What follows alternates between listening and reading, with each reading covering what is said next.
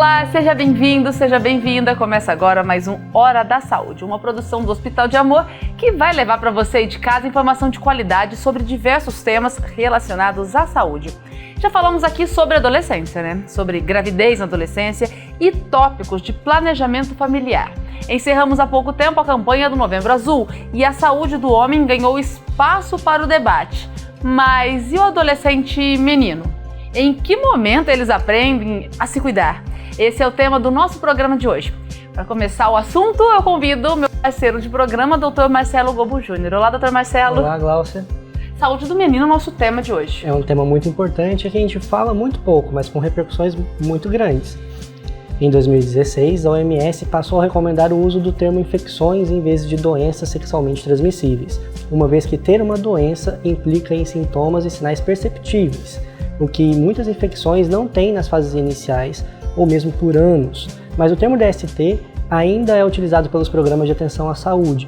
Os adolescentes correm um risco único de sofrer ISTs, tanto na perspectiva comportamental quanto biológica.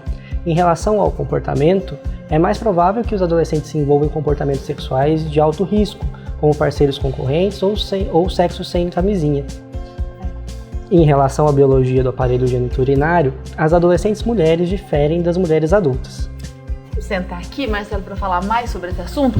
A cada dia, mais de 1 milhão de novos casos de infecções sexualmente transmissíveis, as ISTs, que são curáveis entre pessoas de 15 a 49 anos, conforme dados divulgados em 2019 pela Organização Mundial da Saúde, a OMS. Dessa forma, isso representa 376 milhões de novos casos anuais de 4 infecções: clamídia, gonorreia, tricomoníase e sífilis, correto? Exatamente. Uma pesquisa da OMS mostra que em homens e mulheres de 15 a 49 anos, houve 127 milhões de novos casos de clamídia em 2016. No mesmo ano, foram 87 milhões de casos de gonorreia, 156 milhões de tricomoníase e 6 milhões e 300 mil casos de sífilis, um número bem alto. É um número bem alto e a gente não pode perder o tempo para poder tratar e diagnosticar essas infecções, especialmente quando a gente está falando de adolescência. Cada tipo de doença ela é mais prevalente em uma determinada faixa etária e cada faixa etária tem as suas doenças mais comuns. E dentro daquilo que a gente já comentou aqui sobre as vulnerabilidades da adolescência, está a questão do envolvimento sexual e do risco maior para as infecções sexualmente transmissíveis. A gente costuma falar bastante sobre esse assunto em relação às meninas, mas comenta pouco sobre esse mesmo tema em relação aos meninos e em relação também aos outros adoecimentos e outros acometimentos da saúde sexual do adolescente menino. Essas ISTs, por exemplo, elas têm um impacto profundo na saúde dos adultos e crianças no mundo todo. Se não forem tratadas, elas também podem levar a efeitos graves e crônicos à saúde, entre os quais doenças neurológicas e cardiovasculares, infertilidade, gravidez ectópica, que é quando o feto se forma fora do local determinado, do útero, natimortos e o aumento do risco à infecção pelo HIV, que nesse mês a gente tem as ações para poder fazer a prevenção e o combate ao HIV e à AIDS em todo o mundo. Essas infecções também estão associadas a níveis significativos de estigma, em relação a essa questão do comportamento sexual e o adoecimento com as ISTs, e também a violência doméstica. Os impactos da sífilis, por exemplo, que é uma doença que tem crescido nos últimos anos bastante, são responsáveis por cerca de 200 mil natimortos e óbitos em recém-nascidos no ano de 2016, com tendência a crescimento, tornando-se uma das principais causas de perda de bebês no mundo.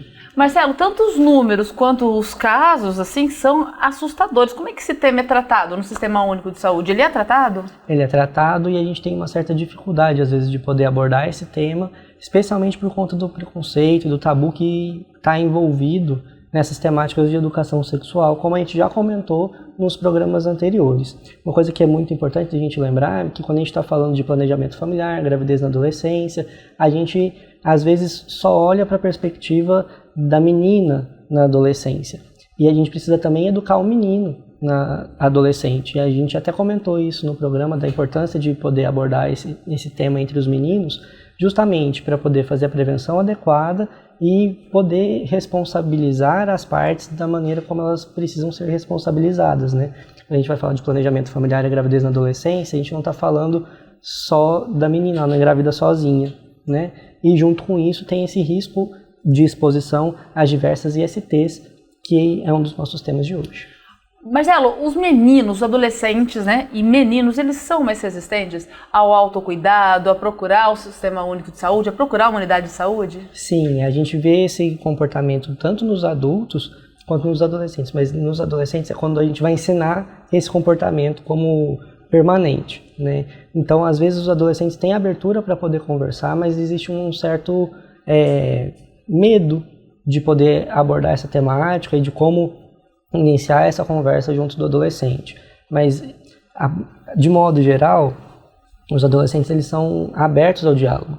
É que a gente às vezes não consegue adequar a nossa linguagem para poder conversar com eles, ou tem receio, porque essas questões são um tabu para nós adultos, e aí a gente repassa isso para o adolescente. Marcelo, falando sobre diálogo, né? Então como eu posso abordar esse assunto com o adolescente com quem eu convivo? Uma das coisas mais legais de você fazer é perguntar o que ele sabe sobre esse assunto, o que ele já ouviu falar, e a partir daí você estimular o diálogo, né? A partir da lógica de que você vai trabalhar com o que ele traz para você, mostrar que esse caminho de conversa é aberto. Então, você pai, você mãe, que quer conversar sobre esses assuntos com o seu filho, talvez a melhor maneira seja perguntar se ele já pensou sobre esse assunto, o que ele já ouviu falar sobre isso, para que ele sinta que o local em que ele está, o ambiente doméstico, é um local seguro para trazer essas questões. E aí a gente, enquanto família, consiga educar e promover informação de qualidade, acesso à informação de qualidade, o mesmo para as escolas, o mesmo entre os professores, né? Para que haja diálogo, esse diálogo tem que acontecer em todas as áreas, né? Um diálogo efetivo. Em todas as áreas em que o adolescente está inserido. Então, a gente não pode ter receio de abordar ISTs na escola, a gente não pode ter receio de falar sobre prática sexual segura, sobre risco à exposição, senão a gente vai dando a chance de que os comportamentos sejam reproduzidos sem crítica. Então o adolescente não vai saber como se portar, ele vai estar vulnerável a fazer o que é o senso comum e às vezes vai se expor a muito mais risco do que se a gente quebrar o tabu e tratar e enfrentar a temática de forma franca e ampla dentro de casa, por exemplo. E quando a gente fala sobre o cuidado relacionado a esse tema, quais são os profissionais que são incluídos nesse trabalho? Toda a equipe de saúde e a equipe de saúde ampliada. Coisas que a gente já discutiu aqui também, de uma outra perspectiva. Qualquer pessoa que possa contribuir para uma visão de saúde, para a educação em saúde, é um agente de promoção de saúde.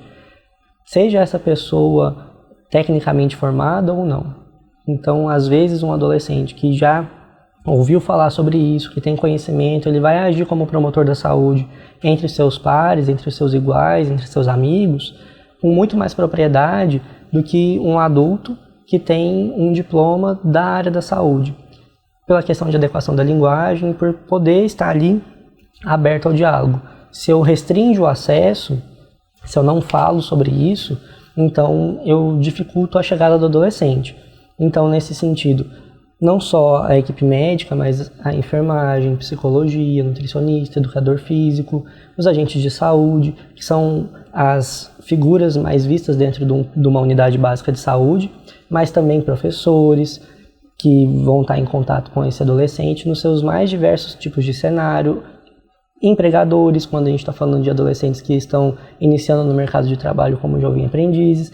Poder falar sobre isso não pode ser um problema.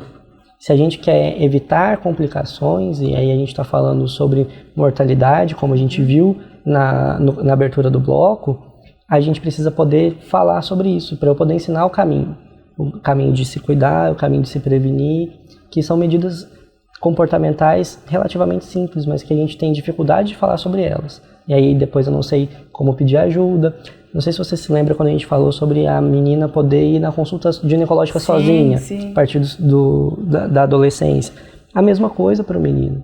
E isso garante uma certa segurança e uma liberdade para poder falar sobre esses temas. Marcelo, falando sobre idade, normalmente os adolescentes passam a ter contato com essas infecções a partir de qual idade? Essa é uma pergunta um pouco capciosa por conta das circunstâncias. Então, quando a gente não está falando de situações de abuso, quando a gente não está falando sobre situações de violência, isso vai acontecer junto com o amadurecimento sexual e o início da prática sexual. Sim. Então, em média, por volta dos 15 anos. Mas existe uma certa tendência de que isso aconteça até mesmo precocemente e em algumas situações em que envolve violência, a gente tem essa exposição muito mais precocemente. E isso precisa ser abordado. E se isso precisa ser levado em consideração, a prevenção deve começar a partir de qual idade? Desde sempre. Desde o momento em que os pais vão começar a fazer o próprio segmento pré-natal. Porque, como a gente viu, quando a gente tem alguma IST e que não faz o tratamento adequado e junto a gente sobrepõe uma gravidez, a gente está deixando a pessoa mais vulnerável a ter umas infecções congênitas. Então, imagine um casal de adolescentes em volta de 14 a 16 anos que vai ter uma gestação não planejada, mas que vai prosseguir. E no meio desse contexto tem uma infecção pela sífilis, por exemplo, pela bactéria que causa a sífilis. Você está aumentando o risco de, naquele núcleo familiar, naquela estrutura, de ter uma infecção congênita que gera repercussão para o indivíduo. Então, desde aquele momento, você já vai preparando o terreno, falando sobre isso, estimulando o tratamento, estimulando o acesso à saúde, acesso à informação de qualidade, como a gente faz aqui. Hoje, no Hora da Saúde, nós estamos falando sobre a saúde do adolescente menino. Daqui a pouquinho, depois do intervalo, a gente continua com o Dr. Marcelo, mas nós vamos receber também um especialista, o Dr. Wesley Manha Bosco, que é urologista no Hospital de Amor. Daqui a pouco a gente volta.